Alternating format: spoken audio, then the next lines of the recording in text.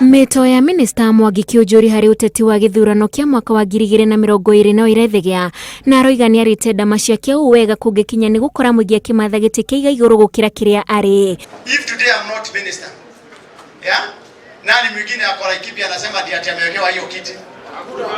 Wakati ya siasa ikiingia nitakuja kwenu. Manake sasa hivi the journey we are going 2022 iko wazi. Kiunjuri uria ukoretwo akimurikwo ni undu wa kunyita mbaru munini wa President William Ruto aroiga ni thagathagite hari gutungatira muingi guku akiuga ihinda ni kinyu kaunti ya Laikipia icangarare hari uthamaki-ini. Na hiyo 2022 watu wa Laikipia tujipange.